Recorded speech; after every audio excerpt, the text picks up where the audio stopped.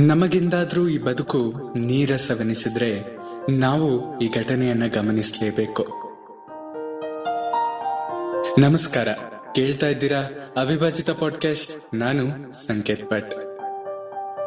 ನಮ್ಮ ಸ್ವಾಮೀಜಿಯವರನ್ನ ಬ್ಯಾಂಕಿನಲ್ಲಿ ಅಧಿಕಾರಿಯಾಗಿದ್ದ ಒಬ್ಬ ಸಜ್ಜನರು ಬೆಳಿಗ್ಗೆಯ ಭೇಟಿಯಾಗಿ ಅದೇ ಬ್ಯಾಂಕು, ಚೆಕ್ಗಳು, ಲೆಡ್ಜರ್ಗಳು, ಗ್ರಾಹಕರು, ಲೋಕಲ್ ಟ್ರೈನು, ಅದೇ ಫ್ಲಾಟ್, ಅದೇ ಸಂಸಾರ ಎಲ್ಲವೂ ಈ ಏಕತಾನವೆನಿಸಿದೆ. ಬೇಸರ ಬಂದು ಬಿಟ್ಟಿದೆ. ಎಲ್ಲಾದ್ರೂ ದೂರ ಹೋಗಿ ಬಿಡೋಣವೆನಿಸ್ತಿದೆ, ಏನು ಮಾಡ್ಲಿ ಎಂದ್ರು. ಸ್ವಾಮೀಜಿಯವರು ಹೇಳ್ತಾರೆ, ಹೌದಾ, ನೀವು ಬಂದದ್ದು ಒಳ್ಳೆಯದೇ ಆಯ್ತು. ಹಿಮಾಲಯದಲ್ಲಿ ಪ್ರಾರಂಭವಾಗ್ತಾ ಇರುವ ಆಶ್ರಮವನ್ನ ನೋಡಿಕೊಳ್ಳಲು ನಿಮ್ಮಂಥವರ ಅವಶ್ಯಕತೆ ಇದೆ. ನೀವು ನಾಳೆ ಸಂಜೆ ಯಾರಿಗೂ ಹೇಳದೆ ಇಲ್ಲಿಗೆ ಬಂದ್ಬಿಡಿ. ನಿಮ್ಮ ಟಿಕೆಟ್ ಸಿದ್ಧವಾಗಿರುತ್ತದೆ. ಹಿಮಾಲಯದಲ್ಲಿ ಹೊಸ ಜೀವನ ನಿಮಗಾಗಿ ಕಾದಿರುತ್ತದೆ.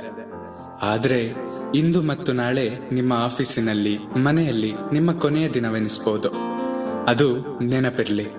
ಎಲ್ಲರಿಗೂ ವಿದಾಯ ಹೇಳಿ ಬನ್ನಿ. ಕೊನೆಯ ಮಾತುಗಳು, ಪ್ರೀತಿ, ವಿಶ್ವಾಸ, ಕೃತಜ್ಞತೆಯ ಮಾತುಗಳು ಹೇಳುವುದಿದ್ರೆ ನೇರವಾಗಿ ಹೇಳಬೇಡಿ, ಪರೋಕ್ಷವಾಗಿ ಹೇಳಿಬಿಡಿ. ಇವು ನಿಮ್ಮ ಕೊನೆಯ 2 ದಿನಗಳೆಂದು ಅವರಿಗೆ ಗೊತ್ತಾಗಬಾರ್ದು ಎಂದು ಹೇಳಿದ್ರು. ಸಜ್ಜನರ ಮುಖ ಉತ್ಸಾಹದಿಂದ ಅರಳಿತು. ನಾಳೆ ಸಂಜೆ ಬರುತ್ತೇನೆಂದು ಹೇಳಿ ಹೋದ್ರು. ಅದರಂತೆ ಮರುದಿನ ಸಂಜೆ ಬಂದ್ರು. ಆದರೆ ಮುಖದಲ್ಲಿ ನಗು ಇರಲಿಲ್ಲ, ಉತ್ಸಾಹವಿರಲಿಲ್ಲ. ಸ್ವಾಮೀಜಿ ಅವರು ಏನಾಯಿತೆಂದು ಕೇಳಿದಾಗ ಅವರು ಹೇಳಿದ್ರು, ನಾನು ಇನ್ನೇನು ಕೊನೆಯ 2 ದಿನಗಳೆಂದು ಆಫೀಸ್ಗೆ ಹೋದೆ.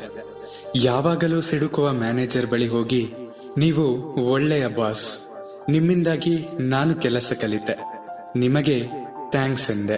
ಮೊದಲು ಅವರು ನನ್ನನ್ನ ವಿಚಿತ್ರವೆಂಬಂತೆ ನೋಡಿದ್ರು. ನಿಧಾನವಾಗಿ ನಗೆ ಸೂಸಿದ್ರು, ಕೂರಿಸಿದ್ರು, ಚೆನ್ನಾಗಿ ಮಾತನಾಡಿಸಿದ್ರು, ಕಾಫಿ ಕುಡಿಸಿ ಕಳುಹಿಸಿದ್ರು. ನನ್ನ ಪ್ರಮೋಷನ್ಗೆ ಶಿಫಾರಸು ಮಾಡ್ತೇನೆಂದ್ರು. ಯಾವಾಗಲೂ ತಲೆನೋವಿನ ಒಬ್ಬ ಗ್ರಾಹಕನಿಗೆ ನಿನ್ನೆಯ ಒಳ್ಳೆಯ ಸೇವೆ ಕೊಟ್ಟೆ. ನಿಮ್ಮಂತಹ ದೊಡ್ಡ ಗ್ರಾಹಕರಿಂದ ನಮ್ಮ ಬ್ಯಾಂಕ್ ಬೆಳೆಯುತ್ತದೆ ಎಂದೆ. ಸಂಜೆ ಆತ ಅವರ ಕಂಪನಿಯ ಕ್ಯಾಲೆಂಡರ್ಗಳನ್ನು, ಸಿಹಿ ತಿಂಡಿಯ ಡಬ್ಬಗಳನ್ನು ಕಳುಹಿಸಿಕೊಟ್ರು. ನಾನು ಅದನ್ನು ನನ್ನ ಸಹೋದ್ಯೋಗಿಗಳಿಗೆ ಹಂಚಿದೆ. ಅವರೆಲ್ಲ ಥ್ಯಾಂಕ್ಸ್ ಹೇಳಿ ತೋರಿಸಿದ ವಿಶ್ವಾಸ ಕಂಡು ನನಗೆ ಆಶ್ಚರ್ಯವಾಯಿತು, ಸಂತೋಷವೂ ಆಯಿತು.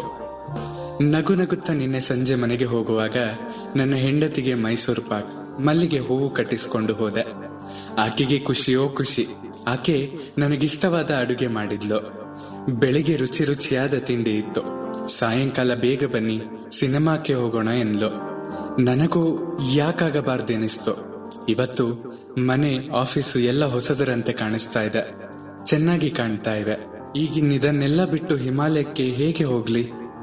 ಆದ್ರೆ ನಿಮಗೆ ಮಾತು ಕೊಟ್ಟಿದ್ದೇನೆ, ಏನು ಮಾಡುವುದು ತೋಚುತ್ತಿಲ್ಲ ಎಂದು ನಿಟ್ಟುಸಿರು ಬಿಟ್ರು. ಸ್ವಾಮೀಜಿಯವರು ಜೋರಾಗಿ ನಕ್ಕು, ಹಿಮಾಲಯವೂ ಇಲ್ಲ, ಆಶ್ರಮವೂ ಇಲ್ಲ. ನಾನು ನಿಮಗೆ ಸುಮ್ಮನೆ ಹೇಳ್ದೆ. ನೀವು ಸ್ವಲ್ಪ ನಗೆ, 1-2 ಒಳ್ಳೆಯ ಮಾತು, ಒಂದಿಷ್ಟು ಪ್ರೀತಿ ವಿಶ್ವಾಸಗಳನ್ನ ತುಂಬಿದ್ರಿಂದ ಮನೆ, ಬ್ಯಾಂಕು ಎಲ್ಲ ಹೊಸದನಂತಾಯ್ತು. ಆನಂದವೆನಿಸ್ತಾ ಇದೆ ಅಲ್ವಾ? ಇದನ್ನು ಹೀಗೆ ಮುಂದುವರಿಸಿ. ಎಂದೂ ಬದುಕು ಬೇಸರವೆನಿಸುವುದಿಲ್ಲ ಎಂದು ಹೇಳಿದ್ರು. ಬೇಸರದ ಬದುಕನ್ನ ರಸಮಯಗೊಳಿಸುವ ಸರಳ ಉಪಾಯಗಳು ಆ ಸಜ್ಜನರಿಗೆ ಗೊತ್ತಾದಂತೆ ನಿಮಗೂ ಗೊತ್ತಾಗಿರ್ಬಹುದಲ್ವೇ? ನಿಮ್ಮ ಅನಿಸಿಕೆಗಳನ್ನ ನನ್ನ ಬಳಿ ಹಂಚಿಕೊಳ್ಳಿ. ನಿಮ್ಮ ಪ್ರೀತಿ ಹಾಗೂ ಪ್ರೋತ್ಸಾಹ ಸದಾ ಹೀಗೆ ನನ್ನ ಮೇಲೆ ಇರಲಿ. ಸದಾ ಕೇಳ್ತಾ ಇರಿ ಅವಿಭಾಜಿತ ಪಾಡ್ಕಾಸ್ಟ್. ನಾನು ಸಂಕೇತ್ ಭಟ್. ಧನ್ಯವಾದಗಳು.